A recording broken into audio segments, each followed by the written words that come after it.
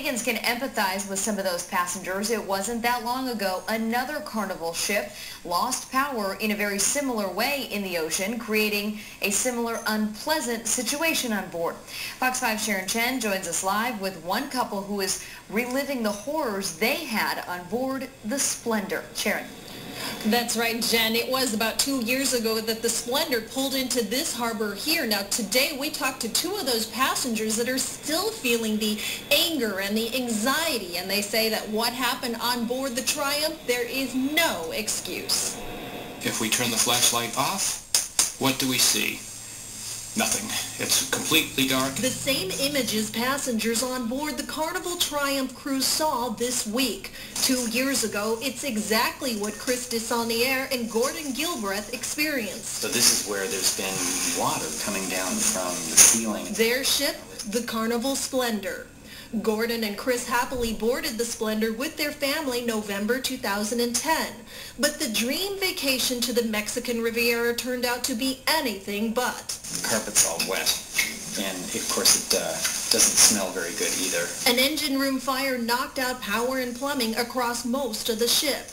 They were stuck at sea with no power, water, or toilets. The exact same scenario that happened on board the Triumph. We have begun the process of having those internal deliberations as what we might learn from this and what we might suggest as ways to improve safety. Bud Dars with Cruise Lines International Association.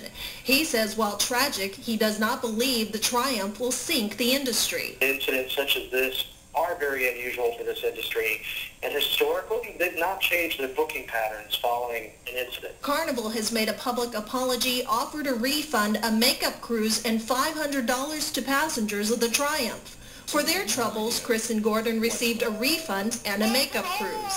It doesn't make up for what we went through, but that's okay. And the couple was ready to forgive and forget. That is, until now. It's the same story, only much worse. So we've done a lot of cruises with them, and now this is like the final straw. We won't be traveling on Carnival again.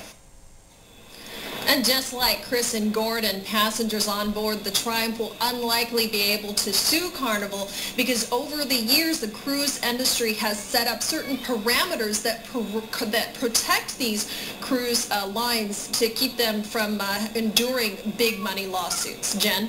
Yeah, and we're going to talk about that aspect in a little bit there, Sharon, but you heard one of the interview guys there, Chris or Gordon, I can't remember who said it, but they said, you know, we're done with Carnival. Does that mean they still want to cruise with another company, or are they totally done?